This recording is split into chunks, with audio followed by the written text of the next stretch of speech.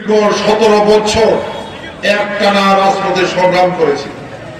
আমাদের দাবি ছিল এই স্বৈরাচার শেখ হাসিনা সরকারের পতন, একটি নিরপেক্ষ নিয়ে অবাধ সুষ্ঠু নিরপেক্ষ নির্বাচন।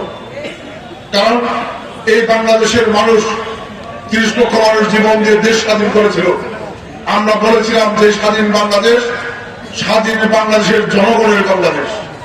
কিন্তু স্বৈরাচার শেখ হাসিনা একটি প্রশাসনিক নির্বাচনের মধ্য দিয়ে রাষ্ট্রীয় ক্ষমতায় অধিষ্ঠিত হয়ে নির্বাচন ব্যবস্থাকে ধ্বংস করে দিয়ে নির্বাচনকে বাংলাদেশের মানুষের কাছে তামাশায় পরিণত করে 2014 সাল, 2018 সাল, 2024 সাল তিনটি জাতীয় নির্বাচনে জনগণকে পুনরধিকার থেকে বঞ্চিত করে জোর করে রাষ্ট্র ক্ষমতা দখল করেছিল। প্রিয় ভাই আমার, এই 17 বছরে বাংলাদেশের মানুষ ভোট দেওয়ার সুযোগ পায় নাই, বাংলাদেশের মানুষের ভোটের প্রয়োজন হয় নাই। আওয়ামী লীগ জোর করে ক্ষমতার মস্তক দখল করেছে। 2018 সালের নির্বাচন আপনারা জানেন, যে 2014 সালের নির্বাচন আপনারা জানেন, যে নির্বাচনে শতকরা 5 ভাগের অধিক মানুষ ভোট দিতে যায় নাই।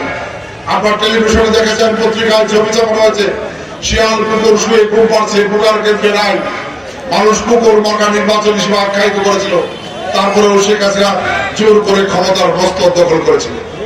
2018 সালের জাতীয় নির্বাচন বাংলাদেশের মানুষ নামাজ বন্দি করে আল্লাহর নাম নিয়ে ঘুমিয়েছিল। পরের দিন সকালবেলা ভোট কেন্দ্রে গিয়ে ভোট দিবে। শেখ হাসিনা তাহাজ্জুদ নামাজের কথা বলে বাংলাদেশের মানুষকে ঘুমের মধ্যে রেখে দিনের ভোট আগের দিন রাত্রিবেলায় প্রশাসন দিয়ে শেষ করে দিয়েছে। 2024 সালের 7 জানুয়ারি নির্বাচন বিএনপি সহ অধিকাংশ রাজনৈতিক দল অংশগ্রহণ করে নাই, জনগণ ভোট দিতে যায় নাই। আমি দামি নির্বাচন, অর্থাৎ নৌকা নিয়ে যারা নির্বাচন করেছে তারাও আওয়ামী লীগের, নৌকার প্রতিদ্বন্দ্বী যারা ছিল তারাও আওয়ামী লীগের। এইভাবে প্রহসনের নির্বাচনে পরিচিত করে আওয়ামী লীগ 17 বছর বাংলাদেশের মানুষের ভোটের অধিকার কেড়ে নিয়েছে।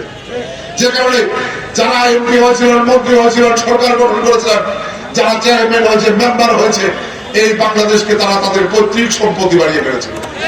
এই বাংলাদেশকে তারা তাদের দলীয় সম্পত্তি বাড়িয়ে ফেলেছিল। জনগণের কোন সম্মান, মর্যাদা, অধিকার তাদের কাছে ছিল না। প্রিয় ভাই আমার, জনগণ বাংলাদেশের আওয়ামী লীগের নেতাকর্মীদের গোলামে পরিণত হয়েছিল। বাংলাদেশে 17 বছরে রাষ্ট্রায়ত্ত ব্যাংক থেকে লুটপাট থেকে শুরু করে বাংলাদেশের উন্নয়নের নামে বিদেশ থেকে চড়া সুদে ঋণ এনে সেই ঋণের টাকা দিয়ে কিছু উন্নয়ন প্রকল্প তৈরি করে বাংলাদেশের মানুষকে ধোঁকা দিয়ে উন্নয়নের নামে হাজার হাজার কোটি টাকা লুট করে বিদেশ পাচার করে তাদের জীবনের সার সম্পদ তৈরি করেছে। বাংলাদেশের মানুষ বিশ্ব থেকে নিঃস্ব হয়ে পড়েছে। এটি আমাদের মুখের বক্তব্য না, পরিবেশের পদ্ধতি অবাধ সুষ্ঠু নিরপেক্ষ নির্বাচন অনুষ্ঠান করার জন্য আমরা বলতে চাই, এই সরকারকে আমরা সহযোগিতা করতে চাই।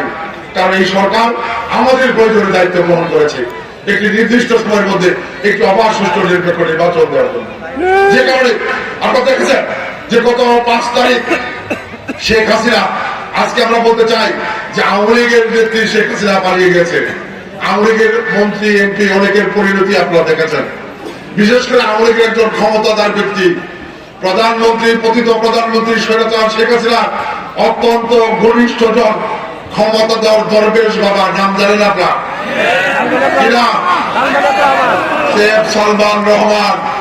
উনি দাড়ি কেটে, মুছ কেটে, চুল কেটে, চুলে কলম দিয়ে, উনি কাপড় পায়জামা পাঞ্জাবি খুলে, লুঙ্গি পরে, জ্যাকেট পরে উনি চোরের মতো পালানোর চেষ্টা করেছিলেন। কিন্তু বাংলাদেশের মানুষ পালাতে দেয় নাই। আজকে আওয়ামী লীগের অনেক নেতা কর্মী, এমপি মন্ত্রী গ্রেপ্তার হয়েছেন। তারপরেও আমরা বলতে চাই আওয়ামী লীগের ষড়যন্ত্র শেষ হয় নাই। কারণ আওয়ামী লীগ জানে এই বাংলাদেশে যদি এখন সুষ্ঠু অবাধ নিরপেক্ষ নির্বাচন হয়, বিএনপি বিপুল ভোটের ব্যবধানে বাংলাদেশের রাষ্ট্রীয় ক্ষমতায় অধিষ্ঠিত হবে। যে কারণে আওয়ামী লীগ নতুন করে ষড়যন্ত্র করছে যাতে আগামী দিনে বাংলাদেশে একটি অবাধ সুষ্ঠু নিরপেক্ষ নির্বাচন না হয়। এবং এই ষড়যন্ত্রের অংশ হিসেবে আমি ছোট্ট একটি উদাহরণ দিতে চাই।